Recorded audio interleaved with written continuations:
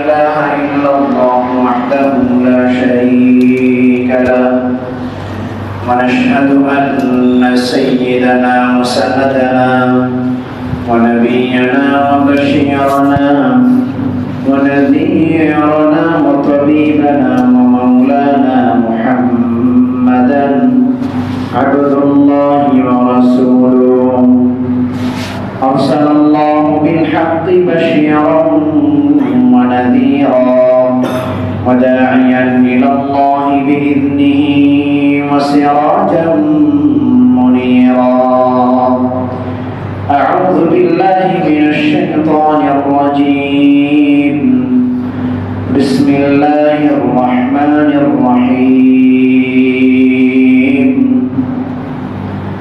والذين يكنزون الذهب والفضة ولا ينفقونها في سبيل الله فبشرهم بعذاب أليم. وقال النبي صلى الله عليه وسلم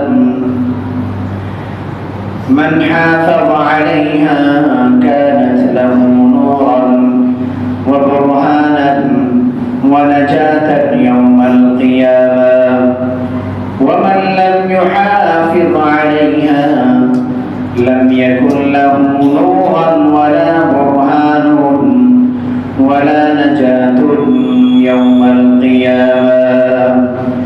وكان يوم القيامة مع فرعون وهامان وقارون وأمية بن خلف أو كما قال النبي عليه الصلاة والسلام.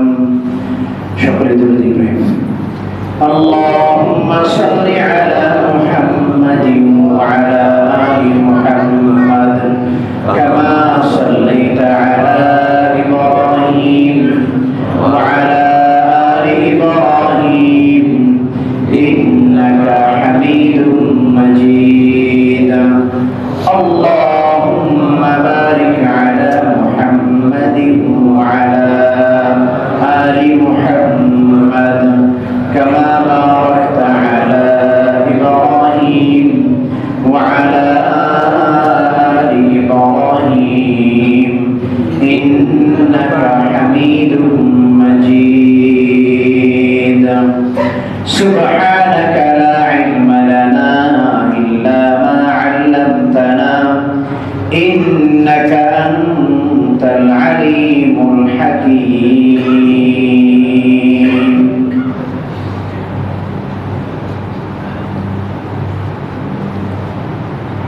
الحمد لله. معزز محترم সম্মানিত মুসল্লিয়ান কিরাম, আল্লাহ রাব্বুল আলামিন আমাদেরকে পবিত্র মাহে রমাদান মুবারকে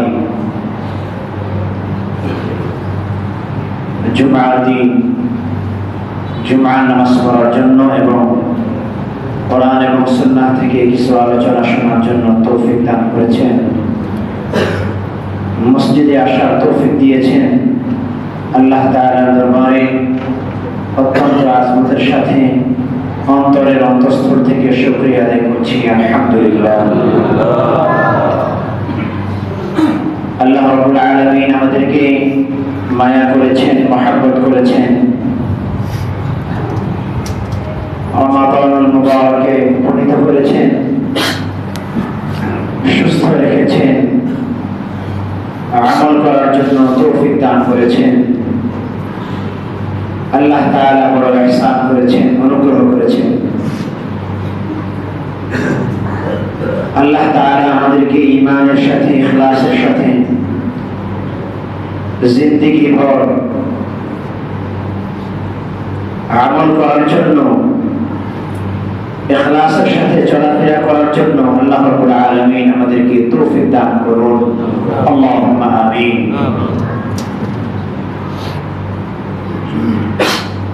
আমি কোরআনে কারীম থেকে সূরা আত-তাওবা 35 নম্বর আয়াত তেলাওয়াত করেছি। আর বেশ কয়েকটি আয়াত আসবে, হাদিস আসবে। এগুলোর এই আলোচনার মূল বিষয় হলো যাকাত এবং সাদাকা সম্পর্কে আলোচনা।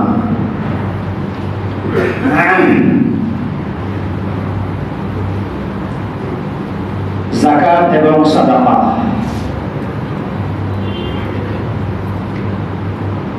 এটা বোঝার জন্য সর্বপ্রথম আরজ করতে চাই, আল্লাহ রাব্বুল আলামিন আমাদেরকে কিছু ফরজ বিধান দিয়েছেন, কিছু ওয়াজিব বিধান দিয়েছেন, কিছু সুন্নাত বিধান দিয়েছেন। ফরজের মধ্যে কিছু ইবাদত, অঙ্গ প্রত্যঙ্গ দেহের সাথে সম্পৃক্ত, আর কিছু ইবাদত যেগুলো অর্থের সাথে সম্পৃক্ত। অর্থের সাথে সম্পৃক্ত বিধান যাকাত এবং হজ। যাকাত, সাদাকা এবং হজ অর্থের সাথে সম্পৃক্ত ফরজ বিধান। দেহের সাথে সম্পৃক্ত ফরজ বিধান নামাজ, রোজা এবং হজ। তাহলে হজ এমন একটি বিধান যেটা অর্থের সাথে সম্পৃক্ত এবং দেহের সাথেও সম্পৃক্ত।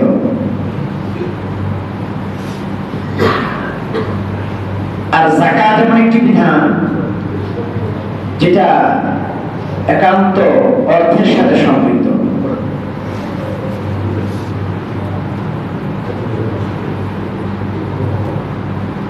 আল্লাহর হাবিব সাল্লাল্লাহু আলাইহি ওয়াসাল্লাম সাহাবায়ে কেরামদেরকে বিভিন্ন জায়গায় যুদ্ধের জন্য প্রেরণ করতেন, ছোট ছোট বড় বড় দল করে।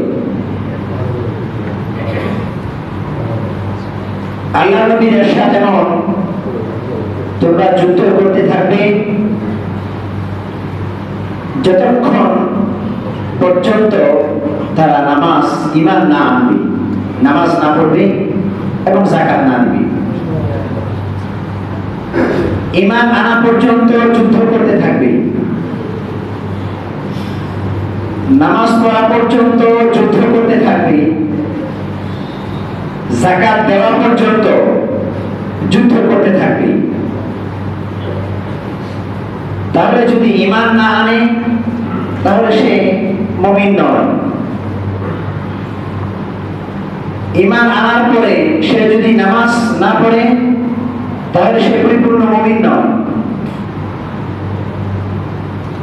নামাজের পরে তাহলে সে যদি যাকাত না দেয় তাহলে সে পরিপূর্ণ মুমিন নয়। এই তিনটি কথা বলা হয়েছে। যুদ্ধ করতে থাকবে যতক্ষণ না পর্যন্ত ঈমান আনবে, নামাজ পড়বে, যাকাত দিবে। তিনটি কাজ যদি করে তাহলে সে পরিপূর্ণ মুমিন, যুদ্ধ বন্ধ করে দেবে।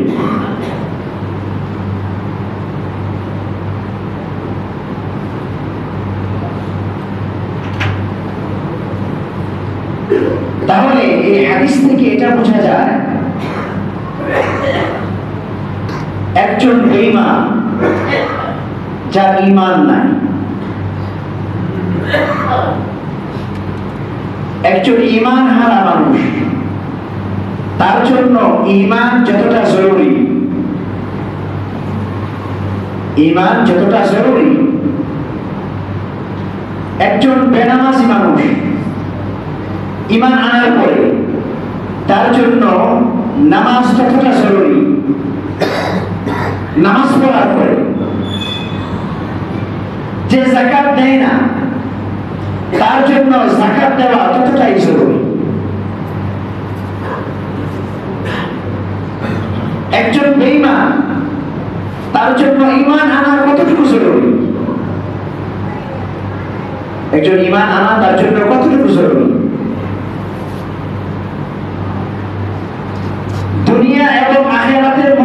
জন্য, দুনিয়া এবং তার আখিরাতের মুক্তির জন্য একজন বেঈমানের ঈমান আনা জরুরি।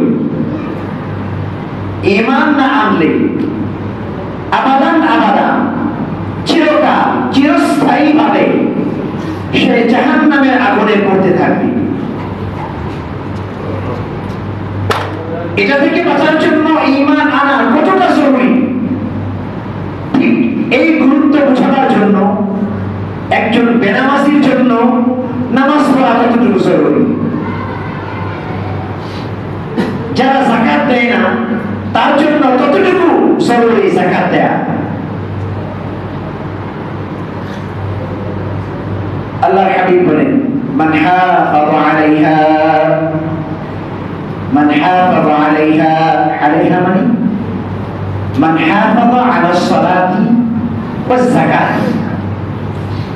এটা উচ্চ, মান হাফাযা আলাইহা কানাত লাহু নূরান ওয়া বুরহানান ওয়া নাজাতান ইয়াওমাল কিয়ামা। কেউ যদি নামাজ এবং যাকাতের হেফাজত করে তথা তার পূর্ণাঙ্গভাবে হক আদায় করে, হেফাজত করার অর্থ হল পূর্ণাঙ্গভাবে আদায় করে, তাহলে এই নামাজ এবং যাকাত তার জন্য কিয়ামতের দিন নূরান আলো হবে, ওয়া নাজাতান ওয়া বুরহানান দলিল হবে, ওয়া নাজাতান ইয়াওমাল কিয়ামা এবং হাসরের ময়দানে এটা তার জন্য মুক্তির কারণ হবে। হাসরের ময়দানে এটা তার জন্য কি হবে? মুক্তির কারণ হবে।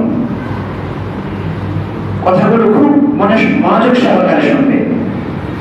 মানে এই আলোচনা প্রত্যেক জুমায় হয় না, এটা সম্পূর্ণ এটা ওয়াজ না, এটা হলো এটা সবকের মতো, এটা কোনো ওয়াজ না। আমরা তো ওয়াজ করি না, এটা এক প্রকার সবক। শুধু আমি গুরুত্বটা পেশ করব যে নামাজ এবং যাকাত এটা হাসরের ময়দানে এটা নূর হবে, হাদিসের মধ্যে আসছে, এটা দলিল হবে,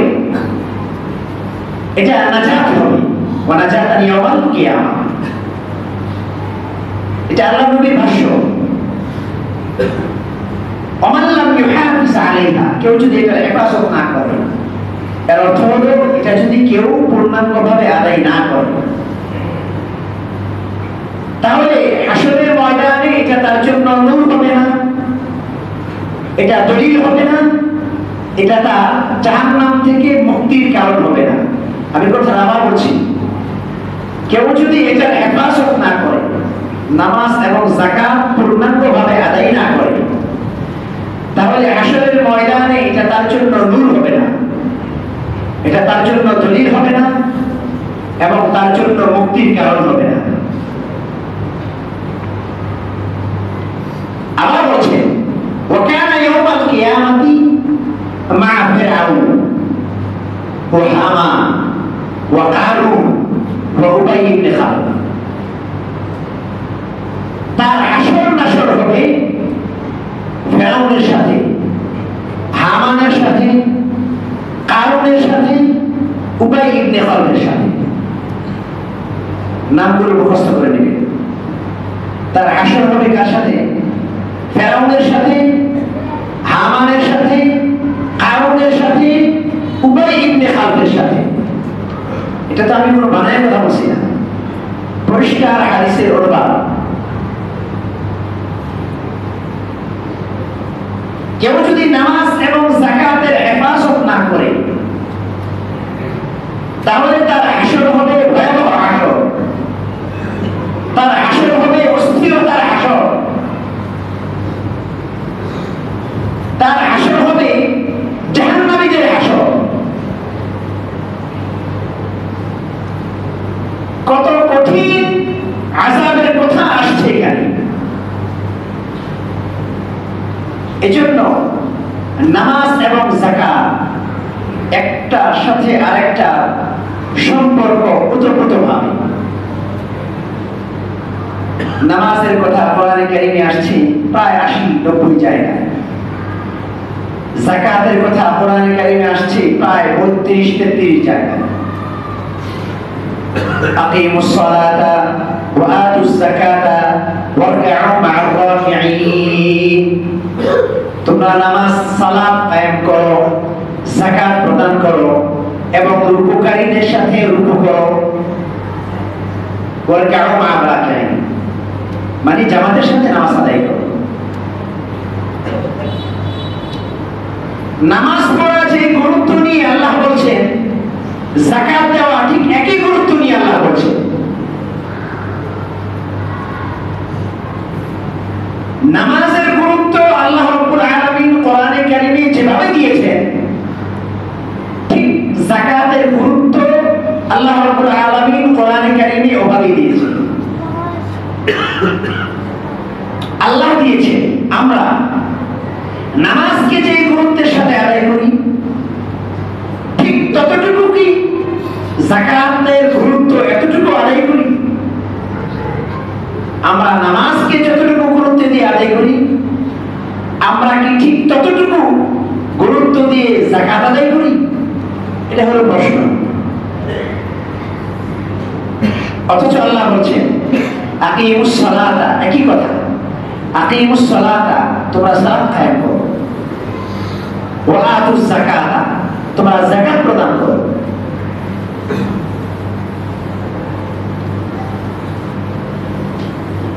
তো নামাজ এবং যাকাত একটার সাথে আরেকটা ওতপ্রোতভাবে জড়িত এবং সম্পর্ক।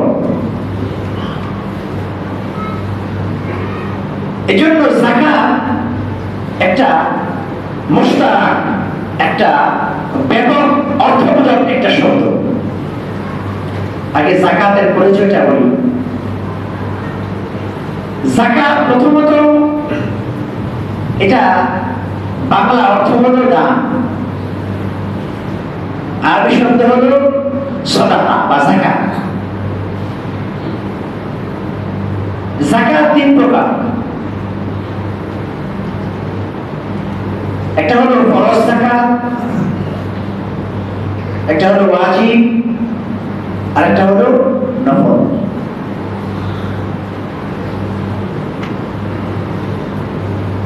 ফরজ, ওয়াজিব এবং নফল।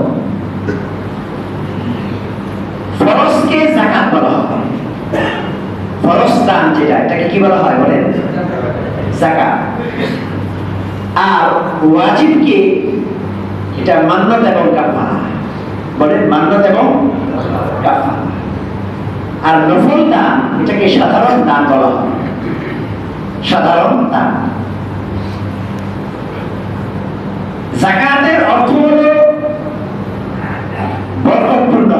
যাকাতের অর্থ কি বলেন? যাকাতের অর্থ কি বলেন? 2 নম্বর অর্থ হলো পবিত্র করা। অর্থ কি বলেন? এই পবিত্র করার কারণ হলো একটা মানুষের কাছে সম্পদ আছে, এই সম্পদের মধ্যে গরিবের একটা হক আছে। গরিবের কি আছে বলেন? কোরআনে কারিমে আসছে ওয়াফি আমওয়ালিহিম হাক্কুম মা'লুম লিস-সাইলি ওয়াল মাহরুম। ওয়াফি আমওয়ালিহিম হাক্কুম মা'লুম সূরাতুল মাআরিজে আসছে এবং সূরাতুল দারিয়াতে আসছে। ওয়াফি আমওয়ালিহিম হাক্কুম মা'লুম, সম্পদশালী মানুষের সম্পদের মধ্যে একটা নির্ধারিত অংশ আছে, লিস-সাইলি ওয়াল মাহরুম, যেটা গরিবদের জন্য বরাদ্দ, যেটা ঝঞ্ঝাকারীদের জন্য বরাদ্দ। তাহলে সম্পদওয়ালা সম্পদের মাঝে গরিবের সম্পদ আছে, এই সম্পদটাকে বের করে দেওয়া, এর অর্থ হলো পূর্ণ সম্পত্তিটাকে পবিত্র করে দেওয়া। যাকাতের শাব্দিক অর্থ কি? পবিত্র করা। এই সম্পদকে বের করার মাধ্যমে বাকি সম্পদকে পবিত্র করা।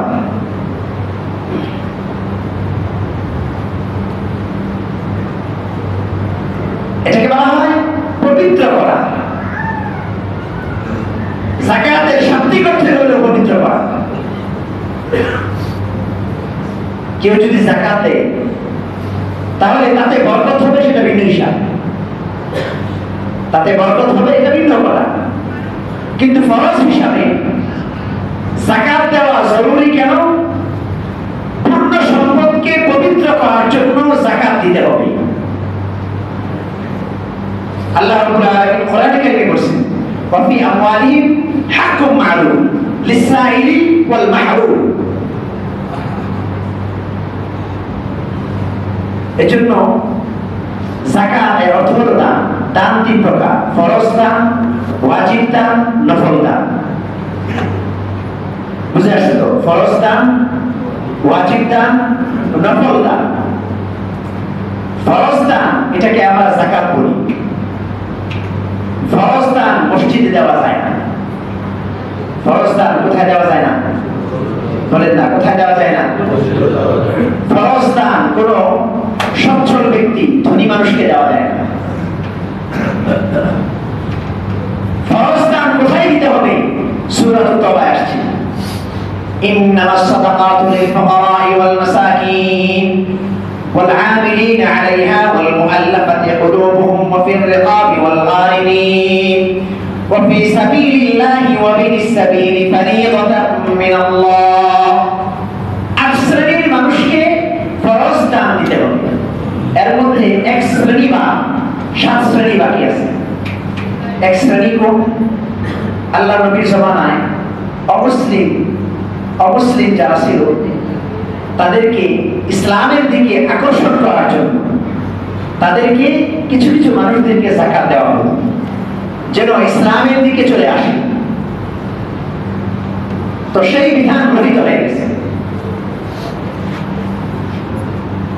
সেই বিধান গৃহীত হয়ে গেছে। এজন্য অমুসলিমকে কোনো প্রকার যাকাত দেওয়া যাবে না। মুসলমানদের মধ্যে গরিব, মিসকিন মানে এগুলো তো দেখা লাগে। গরিব যার কিছু আছে কিছু নাই, মিসকিন যার কিছুই নাই, ওয়াল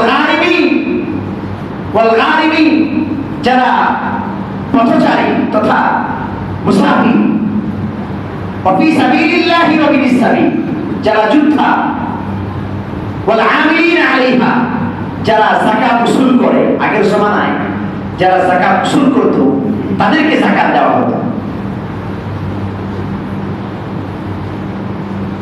যারা পথচারী, যারা গরিব,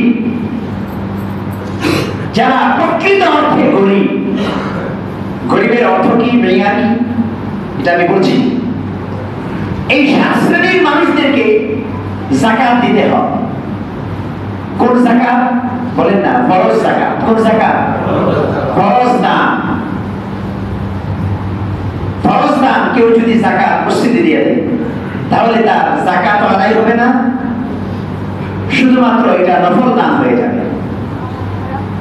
ওই ব্যক্তি এটা মনে করেছে আমার তো যাকাত আদায় হয়ে গেল, যাকাত আদায় হবে না। যাই হোক, আমি কথাগুলো বলছি আস্তে আস্তে। তো যাকাত এটা হলো ফরজ, আর মান্নত কাফারা এটা কি বলে? ওয়াজিব। মান্নত কাফারা কি?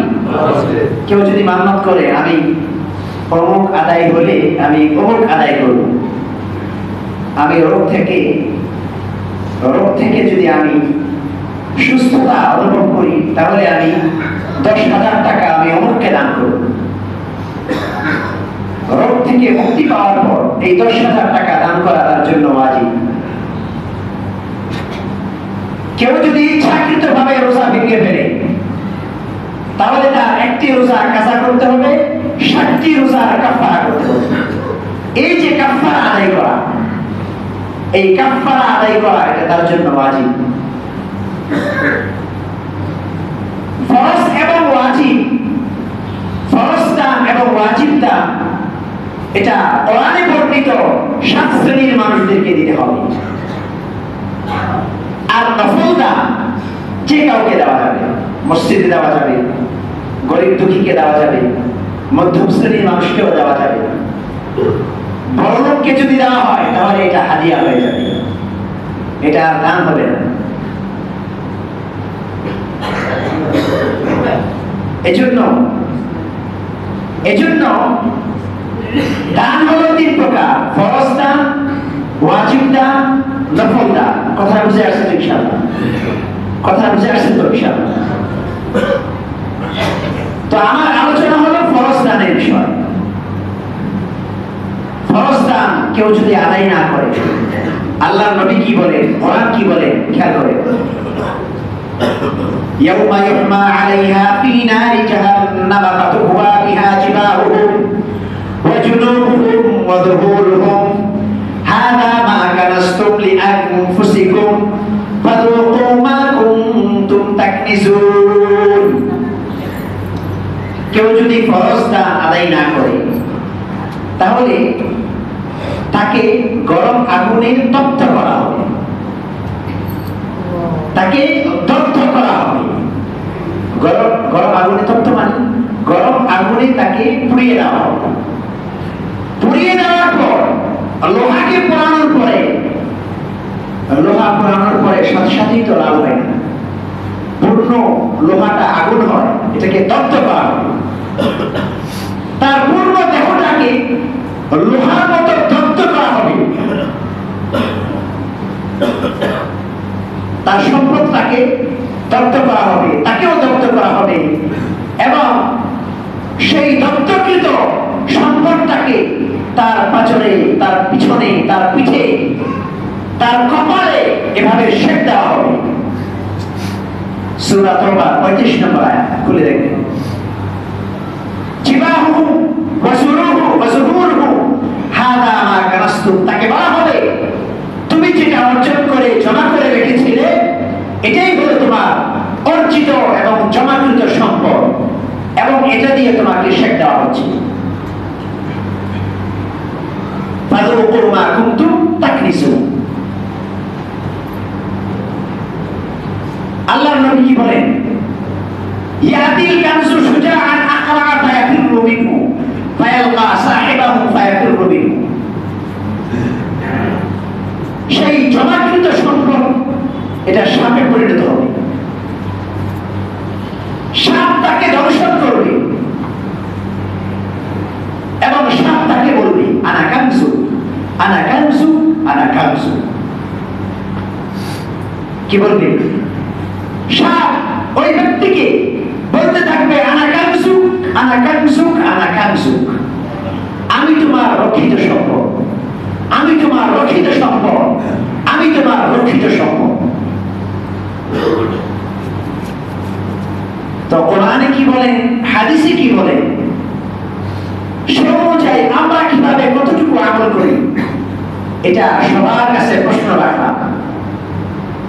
সবাই নিজে নিজেকে প্রশ্ন করবে, হুজুরে যে কথাটা বললো, আমি কি আমলটা করি? এই কথার ফাঁকে আমি একটা আমার ব্যথা, একটা আফসোসের কথা বলি। আমি তো এখানে প্রায় 9 বছর 10 বছর রানি, সম্ভবত 9 বছর রানি। প্রত্যেক বছরই আলোচনাটা করি, কিছু কিছু আলোচনা প্রায় অনেক সময় করি, আমার মনে থাকে। মসজিদের আদবের বিষয়ে অনেক আলোচনা করি, কিন্তু আফসোসের বিষয় হলো মিম্বরে আলোচনার জায়গায় আলোচনাই থাকে, বাস্তবে এটার কোনো ফলাফল পাওয়া যায় না। কিছু মানুষ এমন মনে করে যে হুজুরের আলোচনা, এটা হুজুরের কথা বলছেন, আমরা যেটা বুঝছি আমরা এটাই করি। যার কারণে ক্ষতিটা হয় কোথায়? যার কারণে হুজুরের একটা মাসআলা ভুল ধরতেও কোনো দ্বিধা করেন না, হুজুরের কোরআনে কারীমের তেলাওয়াত ভুল ধরতেও দ্বিধা করেন না। একজন ইমাম সাহেবের কোরআনে কারীমের তেলাওয়াত ভুল ধরার আগে 100 বার চিন্তা করা উচিত।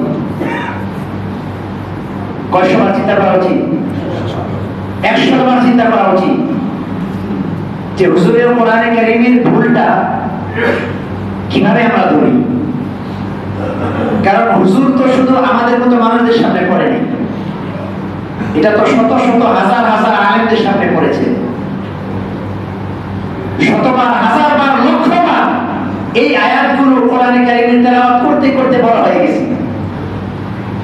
কিনা? আপনারা বলেন এটা ঠিক কিনা? এক একটা কোরআনে কারীমের আয়াত কত লক্ষবার পড়েছি এটা তো আমাদের জানা নাই, আল্লাহ মাহবুব জানে। তো হুজুরে আলোচনা করেন, হুজুরের পড়া পড়েন, আমরা আমাদের মতো করি। এটা একটা আমার আফসোস যে আলোচনার কোনো ফল পাই না। এটা অনেক দুঃখের বিষয়। এই কথাটা বেকেনি বলেই ফেলি। যেমন আমি বারবার এই কথা বলি যে জামাতের কাতা সোজা করতে হবে। আমাদের মুয়াজ্জিন সাহেব 5 ওয়াক্ত নামাজে এই কথা বলেন কিনা? বলেন যে কাতা সোজা করি, মোবাইল ফোন বন্ধ রাখি। তাহলে ইমাম সাহেবের তো আর এটা বলার প্রয়োজন নেই। মুয়াজ্জিন সাহেব বলার অর্থই হলো এটা এইখান থেকে এটা আলোচনাটা আসছে। তো জামাতের কাতা এটা সোজা হবে, একসাথে মিলিত হয়ে দাঁড়াবে। এটা হলো জামাতের আদব, এটা জামাতের একটা ওয়াজিব বিধান। জামাতের কাতা সোজা করা এটা ওয়াজিব। গায়ের সাথে গা তথা কাঁধের সাথে কাঁধ মিলিয়ে দাঁড়ানো এটা ওয়াজিব। মিলেমিশে দাঁড়ানো এটা ওয়াজিব। ওই পায়ের সাথে পা মিলানো চলবে না, কাঁধের সাথে কাঁধ মিলিয়ে হবে। এখন এটা অনেক বলেন যে হুজুর পিছনে তো কাতা সোজা করে না, পিছনে তো এভাবে ফাঁকা হয়ে দাঁড়ায়, পিছনে তো এভাবে অনেক নড়াচড়া করে। তো এগুলো স্বাভাবিক একটা বিষয়, কমন সেন্সের বিষয়। এটা বারবার বলার প্রয়োজন পড়ে না। এটা খুব জটিল বিষয় না যে ইমাম সাহেবের বারবার বলতে হবে। এই জন্য এই বিষয়গুলো সকলে খেয়াল করবে। আল্লাহ রাব্বুল আলামিন আমল করার তৌফিক দান করুন। তো যে কথাটা বলতেছিলাম যে যাকাত এমন একটি বিষয়, যেই বিষয়টা আদায় না করলে কোন মুসলমান, কোন ধনী ব্যক্তি মাফ পাওয়ার কোন সুযোগ নাই। মাফ পাওয়ার কোন কি নাই? সুযোগ নাই। এটা সুযোগ রাখে নাই। কেউ যদি এক কথা বলে যে হুজুর আমার তো সারা বছর ঋণ থাকে, সারা বছর কি থাকে? ঋণ থাকে। সারা বছর যদি ঋণ থাকে তাহলে ঋণের একটা মাপকাঠি আছে। ঋণের মাপকাঠি হলো, সবাই মনে রাখবে, 52.5 ভরি রূপার সমপরিমাণ বা তার থেকে বেশি পরিমাণ যদি কেউ ঋণগ্রস্ত থাকে তাহলে সেই ঋণ যাকাত ফরজ হওয়ার ক্ষেত্রে বাধাগ্রস্ত করে না। কথা আমি আবার বলছি, 52.5 ভরি রূপা। কত ভরি রূপা? তার মূল্য কত আসে বলে? তার মূল্য কত আসে? প্রায় 90,000 টাকা। 87,000, 88,000, প্রায় 90,000 টাকা। এতটুকু পরিমাণ বা তার থেকে বেশি পরিমাণ কেউ যদি ঋণগ্রস্ত থাকে ব্যবসায়িক কারণে, বাড়ি করার কারণে, অথবা বড় কোনো কাজ করার কারণে, হুজুর আমি তো ঋণগ্রস্ত, আমার উপর যাকাত নাই, এই কথা বলা যাবে না।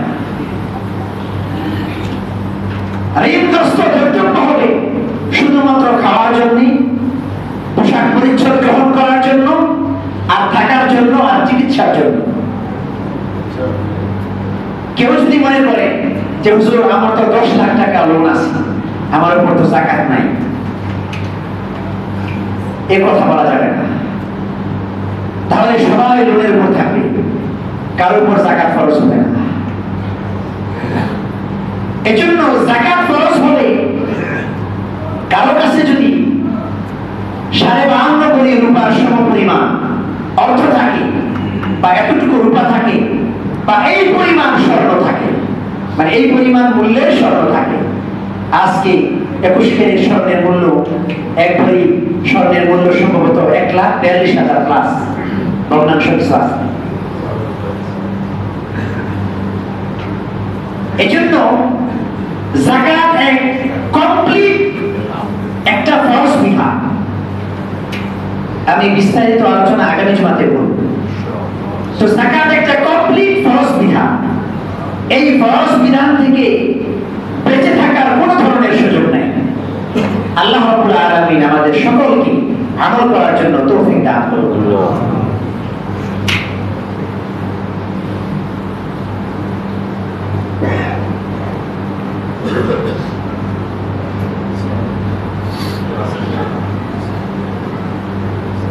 আজকে সময় কম, এজন্য আজকে শুধু আমাদের এই বছরের সাদাকাতুল ফিতরের যে হিসাবটা সকলের সামনে একটু পেশ করি। আমরা সবাই হিসাবটা জানি। 5 শ্রেণীর খাদ্য দিয়ে সাদাকাতুল ফিতর আদায় করতে হবে। 5 শ্রেণীর খাদ্য দিয়ে কি করতে হয়? সাদাকাতুল ফিতর আদায় করতে হবে। আজকে সাদাকাতুল ফিতরটা আলোচনা করি, আগামী জুমায় যাকাতের বিস্তারিত বিধান আলোচনা করি। তো খাদ্য দিয়ে সাদাকাতুল ফিতর আদায় করার মূলত নিয়ম ছিল, কথাটা খুব বুঝবে। খাদ্য দিয়ে সাদাকাতুল ফিতর আদায় করার মূলত কি ছিল? বলেন না, কি ছিল? নিয়ম ছিল। কিন্তু সেই সময় খাদ্যের অভাব ছিল, এজন্য খাদ্য দিয়ে আদায় করার নিয়ম ছিল। এই জমানায় খাদ্যের অভাব নাই, এজন্য কেউ যদি অর্থ দিয়ে সাদাকাতুল ফিতর আদায় করে, সাদাকাতুল ফিতর আদায় হয়ে যাবে। 1 নম্বর, আটা এবং গম। আটা এবং গম এটা 1.65 তথা 2.5 সের। এটার মূল্য আসে মূল্য আসে 75 প্লাস 80 টাকা, কিন্তু সতর্কতামূলক এটার মূল্য দেওয়া হয়েছে 110 টাকা। কত টাকা বলেন? 2 নম্বর, জর্দা এটার মূল্য দেওয়া হয়েছে 530 টাকা।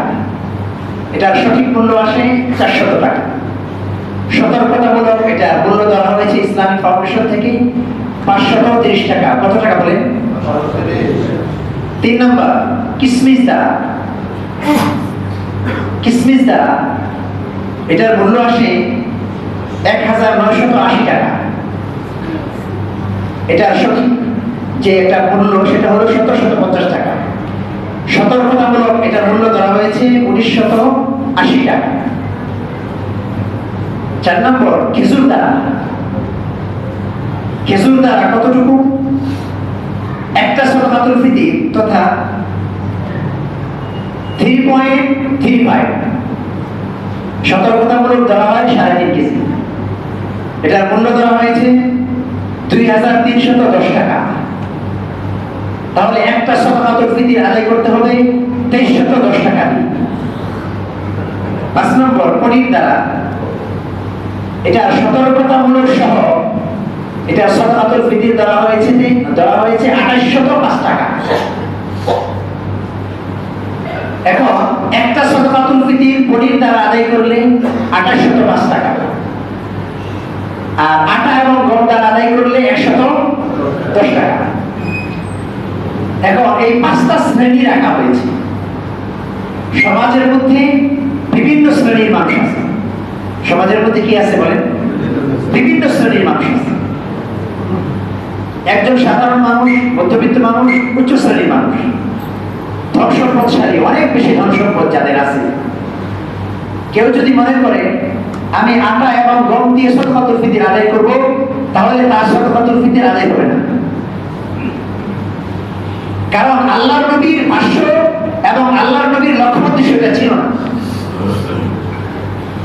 কেউ যদি ধনী মানুষ আটা গম দিয়ে সাদাকাতুল ফিতর আদায় করতে চায় 110 টাকা দিয়ে, তাহলে এটা তার জন্য আদায় হবে না। হুজুর আপনি কিভাবে বললেন আদায় হবে না? আল্লাহর নবীর ভাষ্য মোতাবেক এটা আদায় হওয়ার কথা নয়। বাইনাকা ওয়া বাইনাল্লাহ, আপনার এবং আল্লাহর মাঝে এটা ফয়সালা হবে। তাহলে আপনি কিভাবে আদায় করবেন এটা আপনি ফয়সালা করবেন, এটা হুজুর বলে দিবেন। কথা বুঝে আসছে ইনশাআল্লাহ? এখন ধন সম্পদ লক্ষ লক্ষ কোটি কোটি টাকার মালিক আপনি এসে মাসলা জানেন, হুজুর সর্বনিম্ন কোনটা সেটা আমি দিয়ে আদায় করব, তাহলে আমি বলবো এটা দ্বারা আদায় হবে না। এখন আমার এই কথাটা যদি বিশ্বাসযোগ্য মনে না হয়, তাহলে অনেক বড় বড় ওলামায়ে কেরাম আছেন, ওনাদের সাথে গিয়ে তাহকিক করে নেবেন। আল্লাহ রাব্বুল আলামিন আমাদের সকলকে বুঝার তৌফিক দান করুন। ওয়া আখির দাওয়ানা আলহামদুলিল্লাহি রাব্বিল আলামিন। আমাদের মুসলিম কমিটির একজন সম্মানিত সদস্য